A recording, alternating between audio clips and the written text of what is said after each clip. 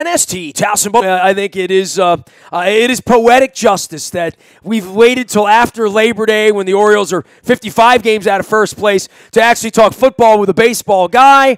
The phone lines still work up there in Montoursville, Pennsylvania, where he is celebrating Hillside and still fighting with his older brother.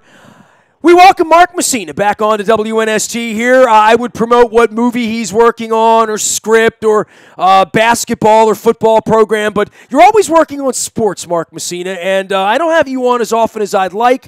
I wanted to talk baseball with you before the trading deadline, after the trading deadline, and I'm really calling to talk football with you because that's your jam this time of year. But first off, welcome. It has been a long, hot summer here in Baltimore, as I'm sure you're aware. Well, ours has been wet, too. Ours has been, it's hot now, and it's been, like, historically wet during the July and August. So, yeah, wet. Summer's kind of sucked.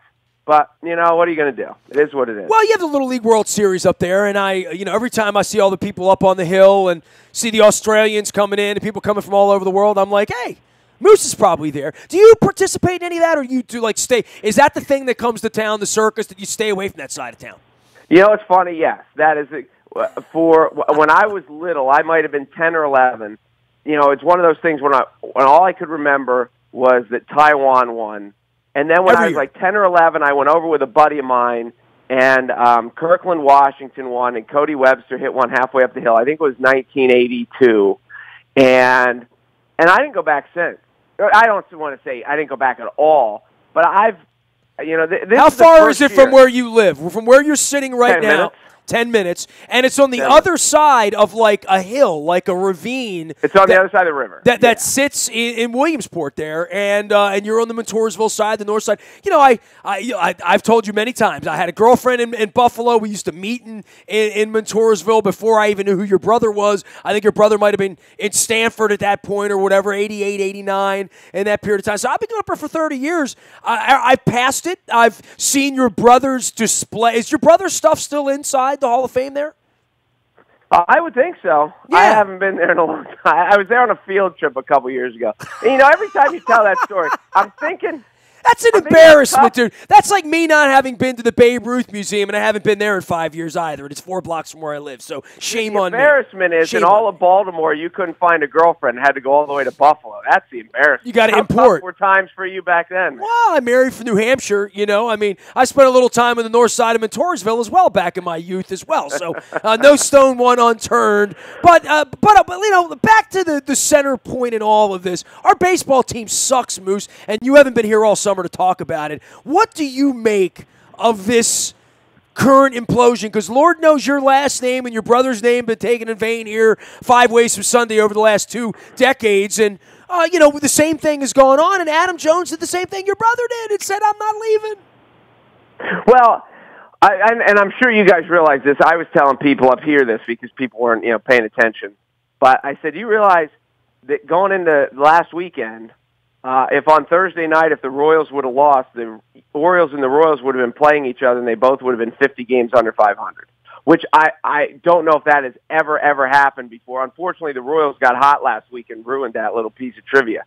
But, you know, I again, just like you more than anyone else, but you'd love to hear something out of the warehouse as to, you know, kind of accountability or what the plan is, or you know, they're allergic to accountability. Like, I mean, as a family over 25 years, they are allergic to accountability. I don't know what else there is to say, because they don't stand out in front of the people. They don't shake hands. They don't come out of the cave. You know what I mean? It's really bizarre, man. And they've just rolled the baseball out for 25 years, and it doesn't feel like there's an honest effort, an honest foot forward to say, we care about the community. We want to be impactful in the community. It's disgraceful, Moose. And from the fan base to say, well, they had to burn it down and rebuild. Dude, you don't have to burn it down. It doesn't. That's not the way it has to work, right? I mean, this isn't a life and death, you know, cycle for baseball teams. You don't have to be this bad to try to get good. That's not part of, you know, the pact with the fans. You know, that only happens when you've been so incredibly mismanaged that it comes to this point, that this is your only resource, and then you pitch it as sort of, well, this is just the way we do business in baseball. We stink for a long time. Well, what's funny, too, I think about this is, but they haven't really stunk. I mean, if you look over 25 years, it's been bad. But if you look over the last 7 years, it hasn't been that bad. And going into this year, and the only reason I remember this, I do a radio show here an hour a week with a local sports writer who's a huge Orioles fan. So we have a lot of fun with that going through because there's only about 10 people in central Pennsylvania who follow the Orioles, but he loves them. So right before the season, when we're going through previewing the Major League Baseball season and we're looking at over-under win projections for each team, and I looked at them, the projection this year for the Orioles was in the 70s, according to Vegas.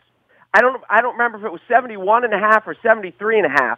I'm thinking it was 73.5 because when I think that is the exact number. I do remember tweeting that. Yes, I think Vegas thought they were 74 win ball club. Yes, because I remember when we said it out loud, I looked at him and I said, "That's way too high," and he said, "Oh yeah, that is way too high." Now we didn't know it was going to be double too high, but did you say that by the way after they signed Cashner and Cobb? Because that really did change things. I mean, they bought a couple of number 3 starters, what I thought were number 3 starters, and I thought, they'll knock the cover off the ball. Jones is trying to get a contract, right? I mean, Scope's trying to go get himself paid. Machado's playing for money. I thought, Mancini coming back. I thought that they could be credible, and I thought to their own detriment, right? I thought they would be that team sort of 5 games under 500 and somehow believing they're a wild card team like they always do, but I didn't think that the wheels would come off the way this thing happened this year. And nobody did, and that's what's really when you talk about it again. If you look over a 25-year stretch between 97 and the playoff 11 rebirth there, however many years later, things were bad. But it's not like in the last 5 or 6 or 7 years they've been the Cleveland Browns. They haven't been that. This is the first year they were that bad. But they've also bolstered their payroll too, right? They have spent money over the last 5 years because the Britons and the Machados and the Weeder, all those guys played into it, and they signed Markakis and they signed Roberts and they signed Jones and they gave Davis crazy. I mean, you talk about the stupidity of all of this stuff, and certainly as your brother chokes up on a mountain in Pennsylvania after Angelos gives all of this money to the one guy who was unavailable in the playoffs a couple of years ago. It is... Dude, I'm glad I have written the book as it's gone on because no one would believe this stuff over 25 years, really, right? But the thing, too, about it is when you look at what Houston did to turn around, you look at how Kansas City's gone from the World Series to the outhouse. Like, you can turn. It's not like football where it kind of goes from year to year because you get a last-place schedule, you get one free agent signing, you get... football, the difference between 10-6 and 6-10 can be really, really close. No, but the difference also is if you start the season 2-2, your fans are still engaged in October. Dude, I went to Pittsburgh, right? You're a Pennsylvanian. We did a bus trip at the Canton beginning of the month. I had 150 people on my trips, 4 buses. 2 of the buses expressed back to Baltimore because people didn't even want to go through Pittsburgh, get off at the front door, walk in on a 75-degree Sunday in Regatta when they're playing the Cardinals in August. People didn't want to go to a baseball game. Then I got to Pittsburgh, and I went in with the 75 of us that wanted to go, and there was no one there. And they're not 50 games under 500. They're not god-awful. But to your point, like... when this thing crests with baseball, it's 5 minutes, and then it's on to the next thing because the Orioles, the Pirates, I don't know about the Royals, but we watched them over the weekend. It feels like they're going to be hard-pressed to ever get 30,000 people back into that stadium again as well, that the fans go away really, really quickly. Houston, I mean, 3 years from now, if they're a 74-win team, I'm wondering because fans don't stay with baseball. It's too long a season. And there's a lot to that. There certainly is, and there's so many other places to spend money. And I know one of the other factors that I was talking to a guy who is in baseball. I was talking to him earlier this year, and he said we were talking about the Tampa Bay Rays, and he said that the struggle with the Rays is most fan bases and most season ticket bases are 2/3 corporate one-third fans. That most regular fans buy walk-up tickets or they pick out the certain days, but they don't get season ticket packages. Two-thirds of them are corporations.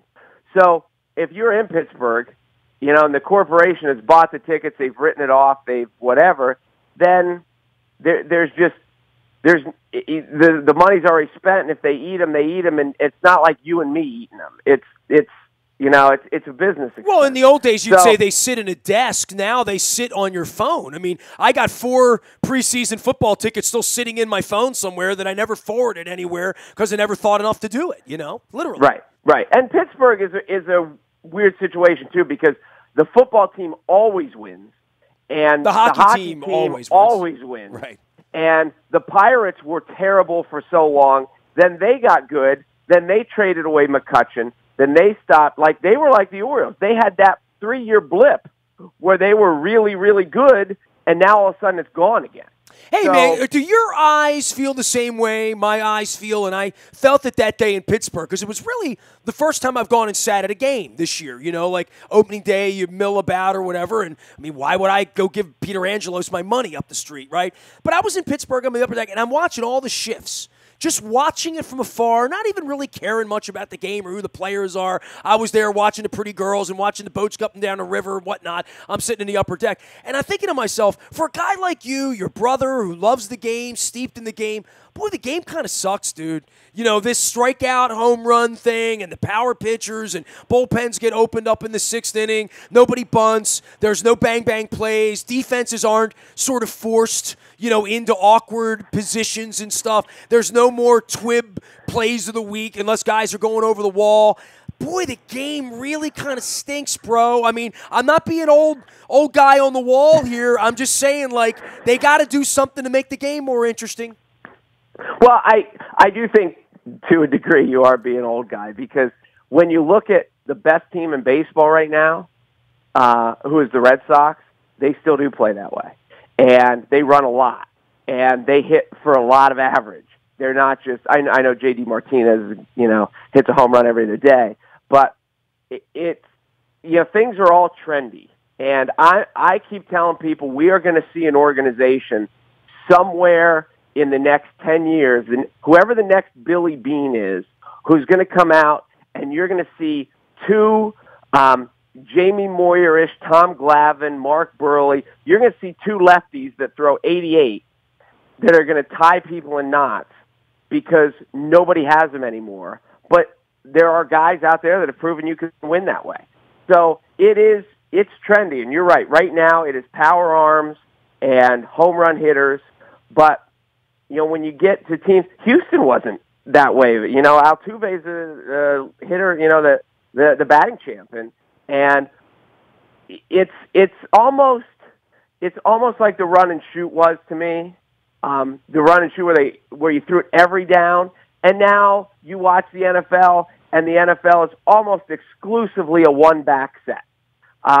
You see fullbacks every now and then, but from what we grew up watching football, we did not grow up with 3 wides and 1 back.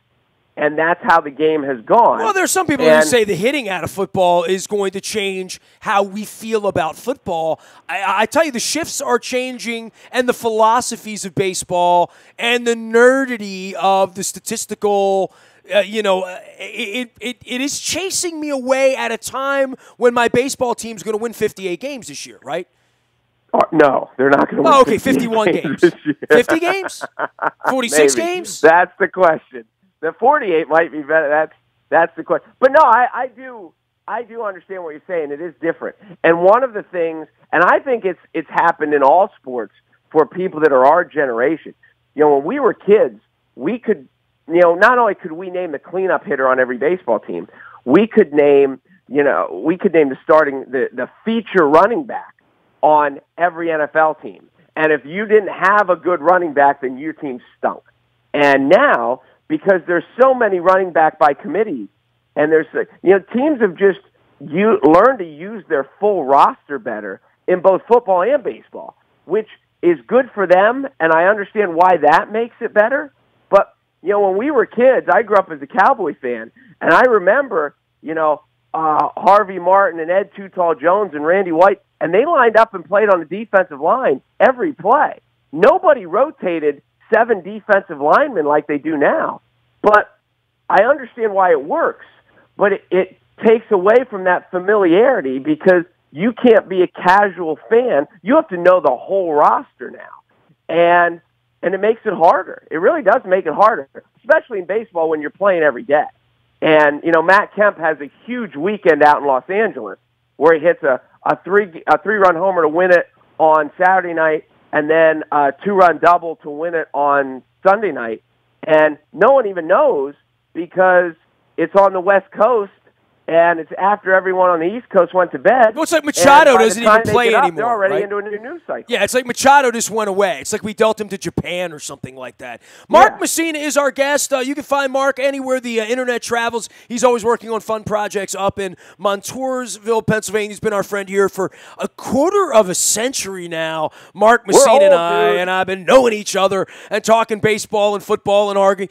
Before I get to football, just last thing on baseball with you, Moose. By the way, all of our WNST coverage brought to you by our friends at Royal Farms. Real fresh, real fast. The coffee, the Kona blend in my cup, as well as the Rofo Rewards, which you definitely need to download that onto your phone when you're pumping your gas. You get that, you get your Western fries and your chicken for free. It is tasty. Also brought to you by Freedmont Mortgage. Don't make a 30-year mistake by choosing the wrong lender. You need the right lender, and we'll be doing some Ravens live shows, all for There Goes My Hero, all brought to you by Freedmont Mortgage. Carl's going to come on and talk about the Harrisburg Heat as well. Last shout out as well for Al's Seafood down in Essex. I got some shrimp about a week and a half ago, made up shrimp and grits. I'm working a little Bobby Flay madness with the pan, with little cheddar grits and whatnot. Al's Seafood, a great place to make that happen, as well as crab cakes. My family's been shopping at Al's since I was a kid in the 70s. We lost Big Al last year, but Chad the Crab Man is there. Al's Seafood in Essex. Go see them at Stemmers Run and Eastern. Moose, on the baseball thing, just pennant races and getting through all this and where the Red Sox are and where the race now is out in the National League West and what the A's are represented. Look, man, it stinks here in Baltimore. It stinks in Kansas City and a bunch of places. But at the top end, once October rolls around and I sink my teeth into some playoff baseball, it's going to be very interesting watching the Yankees playing a one-and-done, right? I mean, for a lot of baseball fans that have been away from it, I think the playoffs are going to be good this year. Well, I do too, and that is one of the trends that has happened, and you saw it in Baltimore, and Baltimore is a microcosm in a lot of ways of the rest of the country, even though their team has struggled more than most. But baseball has become a regional game, and people know their team for the most part. But again, as we talked about, there's so many things going on, and knowing the pitching rotations of 30 teams just doesn't really happen as much anymore. So. It clearly doesn't happen as much anymore. But when your team's in it, they've talked about what it's like in Oakland right now, which Oakland would be a team that a couple years ago, you're like, they're never going to win, they're never going to draw, Oakland might win the West. And if not, they've almost clearly lined themselves up for a one-and-done game against the Yankees. And in the places where it still matters, you look at the games in Milwaukee, you look at the games in L.A., LA's attendance is up. You look at the games in Arizona where these teams are battling, and the fans are in it. And I went to high school with a girl from Boston, I went to high school with a girl who went to Boston University and never came home, and she's lived there forever. And she says the Patriots season doesn't really start up here until the Red Sox are done, and that's just the way it is. Well, the Red Sox are going to have 100 wins by the end of the week. Right, but that's not just this year. That's every year. So if your team is winning, you really care. But yes, you're right. Because of the way baseball is laid out, if you're done in June, then the interest wanes and people can't wait for college and pro football. Well, how about this? How about when it's September and you already know you're done for next June and the June after that, which is where the Orioles are. Moose, I'll talk some Orioles with you once Duquette, Showalter. I'll bother you 6-8 weeks from now when the mess starts, but I did really want to find you for some football and just get your thoughts before the season began. First off, you live up in Montoursville. I would think there's a lot of Eagles fans lately, right? Now there are. Yeah, right. Right, and finally, right, you've been waiting your whole life as a Cowboys fan to see what it looks like, because I'm sure there's lots of Steelers going on up there, some Giants and Jets and whatnot, but boy, the Eagles winning is something I never thought I'd see, and the backside of this is, I think it's sort of invigorated the football mojo and the vibe for Pittsburgh, Baltimore, Philadelphia, Washington, just sort of all the way around that the Eagles are the big bad wolf. And, the weird part about it is I went drinking with them in the aftermath of all that, and Schwartz is a part of that and all that. There's nothing to really hate about the Eagles players or the coach or any of that stuff on the current team. You can always hate the fans, though. Oh, absolutely. And as you, it has really changed the world here that the Eagles won, because it was, football season was dominant. It was 75% Steeler fans, at least. And we're geographically, we're closer to Philadelphia, but, you know what winners do for people in bandwagons. And there were always Eagles fans, but they were much quieter, and they, understandably so. And now they're everywhere. And it has really, because, the Steelers have obviously won a bunch. The Giants have won a couple. Even though they stink every year, they don't win. The Ravens have won a couple. So in this little geographic area, the Eagles getting to kind of puff their chest out and saying, hey, we won too. And on paper, you would think that they're the best team in football again, depending on when Wentz can come back and play. But they've got weapons. They're not very old. It's now they stunk in the preseason, but again, Carson Wentz didn't take a snap. So, it is really, it's changed things, and people are coming. It's that new guy, and you get to walk around and you say, well, let's see how the Steelers rebound. Well, we've seen that before. Let's see how the Patriots rebound. Well, we've seen that before. And now you get to say, well, let's see how the Eagles defend their title, and nobody has seen this before. So, and it wasn't flukish. Last year, as I told you on the show no, we were on, not. I'm a Cowboys fan, so I hate the Eagles. We were like 3 weeks into the season, maybe 4. It was early. And I looked at my buddy doing the show with me, and I said, here, I'm going to make a statement. You tell me where I'm wrong. The Eagles are the best team in football. And this was September. So then Wentz got hurt, and then everyone thought they were done. But winning with the backup quarterback, that's changed the league, I think. I think it's changed how the Ravens might feel about RG3 versus Lamar Jackson, that if anything were to happen, do you have a quarterback that you can win a couple of games with? Not many teams feel that way about their backup quarterback, nor should they, nor do they pay them to feel that way. But winning a Super Bowl with your backup quarterback, I think it makes the owners scratch their heads a little bit. Well, yeah, but one of the funny things about our lifetime is that we've seen, Roethlisberger didn't start out the year as a starter, and Kurt Warner didn't start out the year as a starter, and Tom Brady didn't start out the year as a starter. So there have been a lot of guys. Trent Dilfer. But you know what? Dilfer was really good that year. He was good at what he needed to do. I mean, Romo never won a Super Bowl, but Romo didn't start the year as a starter. When he came in, he was a totally different guy. So, but when you think that how many guys have come off the bench and made runs. And now the funny thing here is, as people talk about because they're so vested, that Nick Foles stunk down the stretch. Their last week of the season, I don't even know if he played last week. Well, they played like in a 10-degree game against the Raiders on a night game, and the wind was blowing 30 miles. I mean, they had some crazy weather games, too, for trying to throw the football late in the season. I guess. But he was like when the postseason started, nobody thought that I think the Eagles were underdogs their first 2 weeks in the playoffs. They were. So it's the whole Foles thing grew in legend as he went on, but at the end of the regular season, no one was saying, well, we're okay because we got Nick Foles. So, but that's what makes one of the things about football is, from week to week, as good as the Patriots are, they're one injury away from being a different team. And you never know. Well, the Colts, the Colts with Luck, Houston last year with Deshaun Watson, as well as J.J. Watt in other years. I mean, the Ravens without Flacco the last couple. Flacco's the most maligned guy in the world. If they do anything this year, it's going to be because he's upright and healthy and throwing the ball well again and has real weapons around him and a real tight end and a real line and a real running game and some wide receivers that can create some separation and a tight end you can trust and, all of that kind of stuff that has to... You have those things? have the possibility of having a lot of those things, quite frankly. Yeah, I mean, there is a lot of optimism here for the Ravens based on. Well, the word here on since I'm in Steeler country, this is the word we get on the Ravens is their defense is back, and that is the kind of the national talk that defensively the Ravens are going to be solid. And you are right. And I don't know how much you hear outside of Baltimore other than in your travels, but Flacco gets no love anywhere. He really doesn't.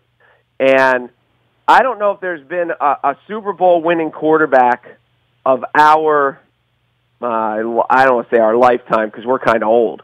But, you talk about a Trent Dilfer and you say, well, Mark Rippon. I compare him to Mark Rippon in that one-year wonder wins and he'll never win again. And the perception is, I saw a list of the top 15 quarterbacks. He doesn't sniff that, ever, So he's, not even in the conversation. But 15 ever or 15 right now? 15 right now. Top 15 quarterbacks in the league right now. He's not one of them on most people's lists. Correct. And they have to play 3 road games, Moose, in the division out of the gate. Bengals week 2, Steelers 4, Browns 5. They're going to go on the road for all 3 of the division games. And if somehow the Ravens wind up going to Nashville 4-1 or something like that, the Ravens would be in that conversation for being a playoff team all of a sudden. Now, that's a long way from here. That's 5 weeks out, but I like what I've seen throughout August. There's a quiet confidence about everything in the building right now with the Ravens. The Ravens are going to be good this year. Well, and the thing about Flacco, and don't get me wrong, I don't think Flacco's in the conversation with Aaron Rodgers and with Drew Brees and with those guys. But he reminds me of like an Allen Iverson, a Patrick Ewing. When people start talking about these guys' careers and you say, tell me who the best player that Patrick Ewing ever played with. Tell me who the best teammate Allen Iverson ever had. When you talk about great receivers in their prime, they got Anquan Bolden, who was good, but he was at the end of the line. Steve Smith was even further at the end of the line, even though he's still productive. Has he ever had no one has an Odell Beckham Jr. A top 10 receiver, right? A top 10 in the league. No. Dennis Pitta was certainly a top 5 tight end for 5 minutes, when that was working. But tight ends are different. Give me a guy on the outside that no one can cover, and then a Julio Jones, an Odell Beckham. Even dude, for the Flacco hit years. Lee Evans in the hands with the ball to go to the Super Bowl. Joe would have gone to 2 Super Bowls in a row. Might have won that one over the Giants. So there's a lot of myth to Joe Flacco and where he was, and I think there's a lot of myth to the injury over the last couple of years and everything that's gone on. This is Joe's chance to go out and do what Joe has always done, which is throw a big jersey middle finger at the people who doubt him, and I think he's kind of looking forward to that. And I'm kind of, if you're giving me $1 to bet on it or against it, I'm going to bet on it right here, right now. And maybe I'm the fool when they're 5-9, and I'm going out to San Diego and L.A. for Christmas week to watch the Chargers play in a soccer facility. But I don't think so. I think come December, this is going to be a playoff team in a playoff race with a healthy quarterback, with some productive offense, and to your point, kind of a nasty defense. There's just so many things in sports where, when you're judging starting pitchers, if their bullpen's a disaster, their numbers are going to be affected. Like we said with basketball, if you're judging Patrick Ewing, his guard play is really going to affect, his legacy. And if you're judging quarterbacks, who they have around them is incredibly important. And I just think if you want to compare all the greats and you rattle off guys, and don't get me wrong, Brady has done a lot with no wideouts and everybody in the slot and the tight end. But even he, with what Gronkowski was and what he made out of Edelman and Wes Welker and all these things. You talk about that with Marino as well, and other players who needed other parts. I mean, it's a team game. Ask Archie Manning, what his boys have had around them that he didn't have, right? He's a good example, and you look at Flacco. Just has. I mean, when you just tell that story, he hit Lee Evans in the hand. You go ask a lot of good football fans and say, "Who did Lee Evans play for?" And they'll say, "Who the hell is Lee Evans?" And that's, it's just he didn't hit Sterling Sharp, he didn't hit Chris Carter, he hit Lee Evans, and he's just been. It's a defensive oriented. organization, and that is obvious. It's been that way forever. They love defense, and it is. And I know they've tried to put the offense together, and sometimes it's worked better than others. But he's going to retire, and he's going to sit there with Rodgers, and they're going to be at golf tournaments with Breeze and Peyton Manning and all those. And he goes, I wish I had an Isaac Bruce to throw to in my prime. I wish I had Reggie Wayne to throw to in his prime. Randy I wish Moss. I had any of the. I wish I had any of them. Right. And there's no one even really, not really close. And again, Bolden was at the end. Smith was at the end. He threw to Hall of Famers, but they were in their 30s. They weren't 26 and unguardable. Moose, always a pleasure, man. Our time is always short. I will darken your doorstep often. Maybe during the baseball playoffs, we'll have a go at it, have some fun, as we always do. Hope to see you at a Poison or a Def Leppard concert sometime soon, man. You missed a lot of fun with Jeff Lynne and ELO this summer as well. I should have banged on your doorstep for that at the Garden. But, hey, maybe you and me with the Eagles at the Garden sometime soon. How about that? The Eagles are playing the Garden? Yeah, Madison Square, the one in New York. When? Ask your brother. Early October, for the week of my 50th birthday. If you want to celebrate, come on. Yeah, I'm sure that's a pricey ticket, I would guess. Don't be a cheapskate, all right? Come to New York and spend some New York price to go see some rock and roll. Moose, always a pleasure, man. We'll send everybody out to visit with you, and we'll catch up on your latest project whenever you're ready to tell me, all right? All right, man. I'll talk to you. Mark Mussina, one of my favorites to talk sports with.